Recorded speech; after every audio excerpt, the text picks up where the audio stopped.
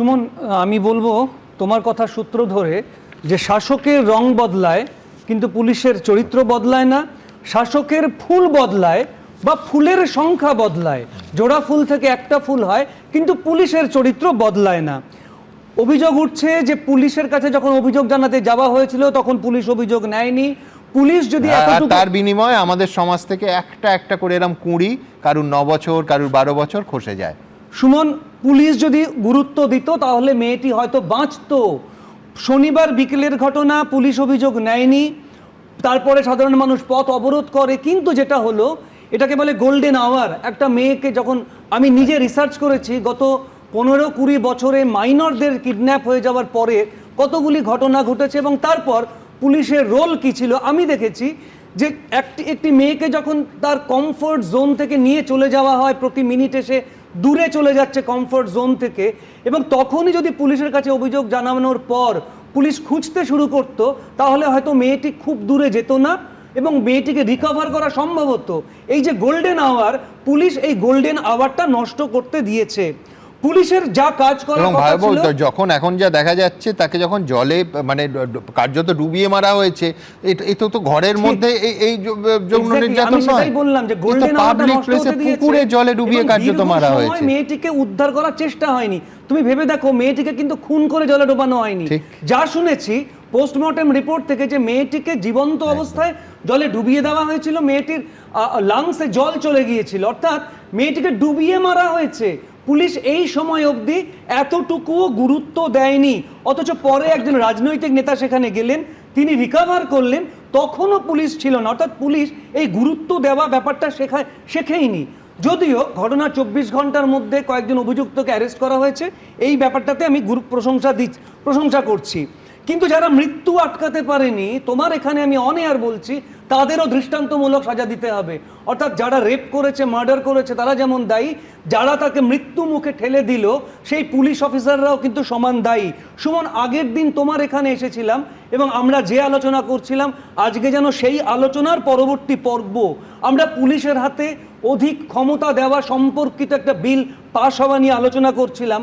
আমি তখন তোমার এখানে চিৎকার করে বলেছি যে কোন পুলিশের হাতে আপনারা বেশি ক্ষমতা দিচ্ছেন, সেই পুলিশ যারা ফাইল নিয়ে টেবিলের তলায় লুকোয়, নাকি যে পুলিশকে ডাক্তারবাবুরা মেরুদণ্ড উপহার দেন সেই পুলিশ, নাকি যে পুলিশ শিক্ষক শিক্ষিকাদের লাথি মারে সেই পুলিশকে আপনারা বেশি ক্ষমতা দিচ্ছেন, নাকি সেই পুলিশ যার সামনেই একজনকে গণপিটুনি দিয়ে মেরে ফেলা হয়, যে পুলিশ মানে কমপ্লেন পেয়েও মানে মেয়েটাকে খুঁজতে বেরোয় না। আমি এটাই বলতে যাচ্ছিলাম যে তারপর পুলিশের এখানে শুধু একটা অপরাধ নয়, পুলিশ যে অভিযোগের গুরুত্ব দিল না, পুলিশ কেস চালু করলো না, মেয়েটিকে খুঁজতে গেল না, এটাই সব অপরাধ নয়।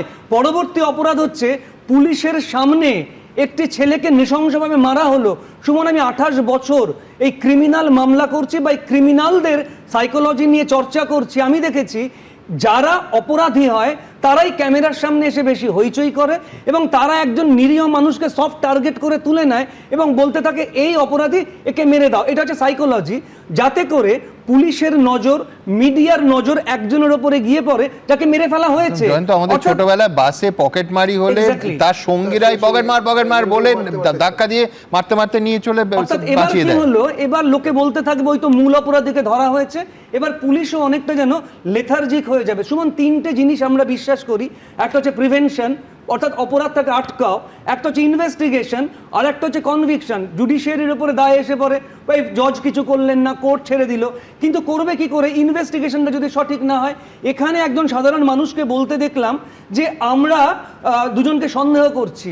সন্দেহটা সাধারণ মানুষ করবে না, সাধারণ মানুষের সন্দেহটা তারা পুলিশকে বলবে, পুলিশ তদন্ত করবে এবং তথ্য প্রমাণাদি জোগাড় করবে। এখানে পুলিশ তো খোঁড়া পুলিশ, এখানে পুলিশে তো তদন্ত করার আগ্রহ নেই, কিন্তু যেটা ধরে দিলেও সে পালিয়ে যাচ্ছে মূল অভিযুক্ত। এবং দ্বিতীয় পর্যায়ে যে লোকটাকে মারা হলো সে লোকটা আসল অপরাধী কিনা সেটাই ধার্য হলো না।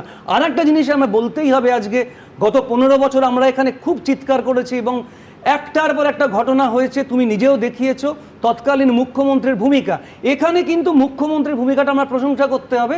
তিনি কিন্তু বলেছেন একজনকেও ছাড়া হবে না এবং আমরা ক্যাপিটাল পানিশমেন্ট অবধি দিয়ে ছাড়বো। অর্থাৎ উনি কখনো রামরাজত্ব এসে গেছে, আমার এখানে বাবা কিছু হয় না, এই কথাটা বলে অপরাধীদের আড়াল করবার চেষ্টা করেননি। আর একটা কথা, দেবজিৎ নিজেও কিন্তু বর্তমান শাসকের মুখপাত্র হিসেবে বসে আড়াল করবার চেষ্টা করেনি, যেটা আমি দেখেছি আগের বার ওইখানে বসে বসে আমরা এক নাগারে চিৎকার করতাম এবং তৎকালীন মুখপাত্ররা রোবটের মতো বলে যেত কিছু হয়নি কিছু হয়নি।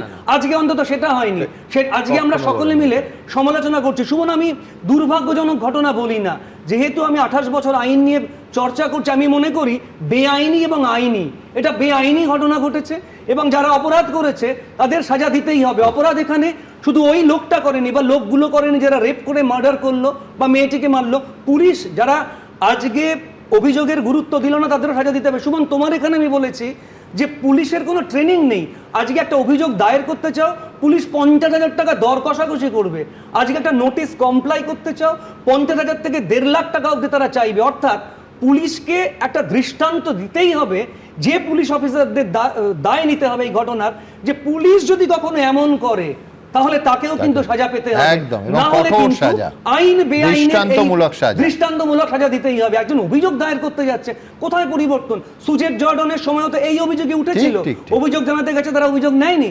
আমরা কামদুনির মামলাতে দেখেছি পথ অবরোধ করার আগে অবধি পুলিশ অভিযোগ নিচ্ছিল না, আজ তো তাই হলো। তার মানে পুলিশ বদলায়নি। এবিপি আনন্দ, এগিয়ে থাকে, এগিয়ে রাখে।